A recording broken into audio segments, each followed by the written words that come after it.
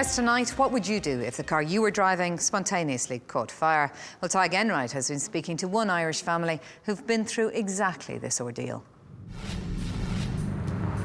A normal day, like any other day, I would take Dylan to school. Well, first and foremost, I seen the flash. He must have flashed maybe 4, 5, 6 times, you know, so I knew something was wrong. And he told me straight away, he said, look, the underneath your car is on fire.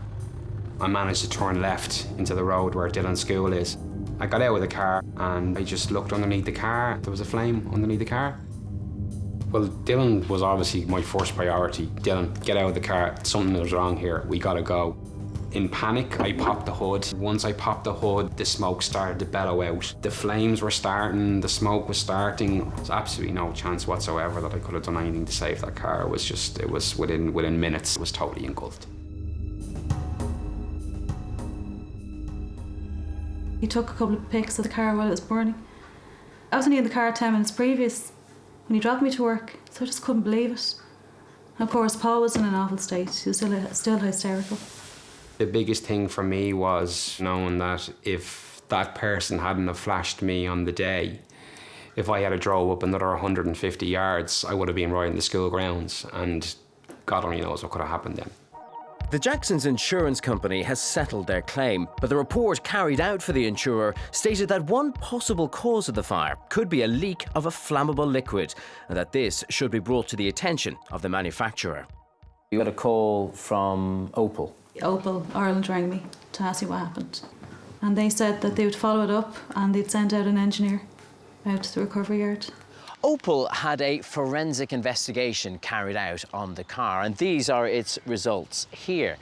Now, its experts said that because there was so much damage with rubber and plastic pipes completely burnt away, that they couldn't say what caused the fire. But what this report does say is that there are no signs of any manufacture, component or design defect present, or any evidence to indicate a vehicle-related issue. Nobody really wants to take any responsibility for it. We're just supposed to just go away. Nobody has come back to me to say, look, Paul, this is what we found out. This is the main reason as to why the fire started in the car.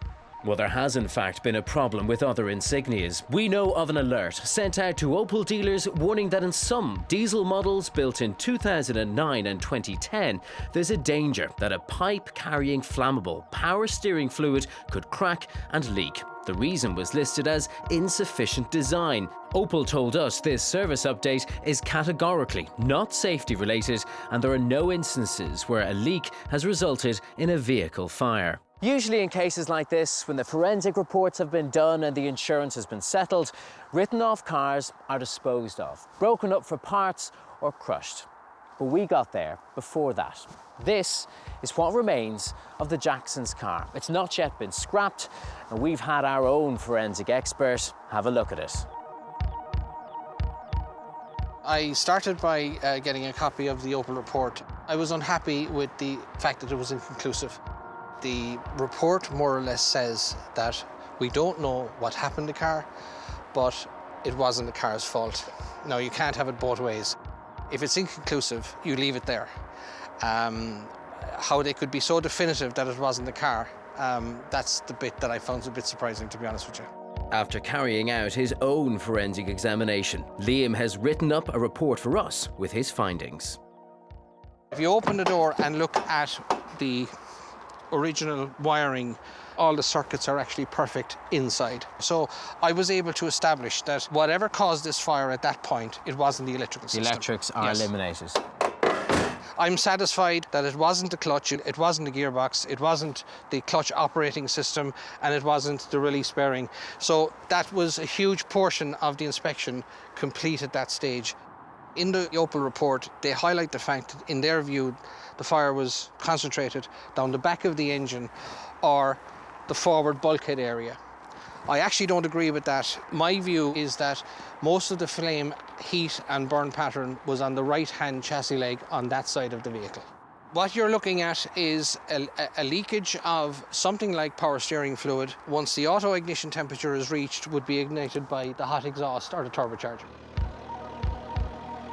I had a good look underneath and I could see that there was oil deposited from the front engine bay all the way back, almost to the fuel tank, where the pipes for the brakes and the fuel lines run. The pattern of the way the oil had been spread would suggest to me that it was actually spread by the slipstream passing under the vehicle. That can only happen when a vehicle is in use and before the fire started. It couldn't have happened afterwards. As part of his investigation, Liam took a swab of fluid from the underside of the car and sent it to a lab for analysis. He also provided the lab with a bottle of power steering fluid produced by General Motors, which owns Opel. The technicians took samples of both substances and then processed them for a direct comparison. The white line is a chromatogram of the power steering fluid from General Motors. The green line is the chromatogram under the same conditions of the swab with the oil from Liam Cotter. And as you can see, the individual peaks match up exactly from the shape. The retention times are all important. To me, this is a match, and they are essentially the same product. It was a match. It was a perfect match. What does that tell you about the cause of the fire in this car? Well, the cause of the fire in this car was caused by a leak from the power steering fluid system, which was ignited by the hot exhaust during normal driving of the vehicle.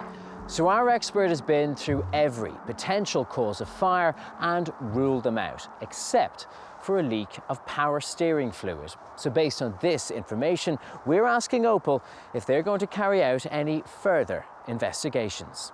You've asked Opel a key question. What's their response? Well, we did ask them onto the programme to explain for themselves, but they declined our invitation. They did, though, write us a letter, and in it they told us that what they call thermal incidents and what we are calling fires are extremely rare. Each case, they say, is investigated thoroughly to determine the root cause, although, as we saw there, they didn't manage to determine the root cause of the Jackson's car fire. But like in their original report, Opel said they found no manufacturing defect or common cause linked to these rare cases. So what are they saying then about the evidence presented by our engineer? Well, Opel have rejected it. They say that the oil residue which he found on the underside of the car, which our tests suggested was power steering fluid, must have been deposited there after the fire. Now, Liam has considered their response, but he's standing by his original conclusion. He says the oil was deposited there as the car was driving because of the way it's dispersed in a splash-style pattern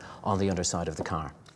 Yet through your research, you have highlighted that Opel themselves have previously identified problems with Insignias. That's right. I got hold of an internal document circulated around Opel dealerships, advising them to correct a fault in particular models when they next come in for service. What it doesn't mean, though, is that the owners of these cars are contacted and informed about the fault. Now, in this instance, Opel says that the Jackson's car is not in the range of vehicles impacted in what it refers to as a service update, which anyway Opel says is categorically not safety related, and there are no instances where a leak has resulted in a vehicle fire. No incidents. However, you are aware of other fires in Insignias. That's right. We spoke to the assessor who looked at the Jackson's car on behalf of their insurer. This is what he had to tell us. This particular car here, I assessed a number of months ago. I was asked to assess it for an insurance company. It was an engine fire, but there was no sign of electrical issues with it. It looked like something was feeding the fire and it was low down on the car. The particular thing about this was this was about the third or fourth time I'd seen this type of incident with this particular model. This very model, This very an Insignia model. of that vintage. How similar was it? Very similar. All the same burn pattern to the fire. When you talk to the owners of the vehicles, they all experienced the same things, that they were driving along without any warning. In actual fact, one or two of them, they had to be stopped by passing motorists to tell them their car was on fire. This was something in the engine bay that was starting the fire as the car was being driven. I just done a report to whatever insurance company I was working for and suggested that this should be brought to the manufacturer's attention, that there may be a recurring fault here. So there may be a recurring fault. That's very significant. How do Opel respond? Well, we did ask Opel to tell us exactly how many fires they've had reported to them in Insignia models here in this country.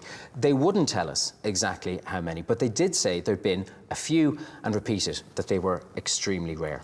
Now, obviously, there are most likely people watching tonight who drive Opel Insignias and may well be a little worried about this. Have we any advice for them? Well, this is what Opel told us. For any customer who still has a concern about their vehicle, we'll be happy to arrange for an inspection at their preferred Opel dealership.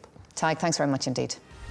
After the break, the bills for pills and how you can save money on your medication.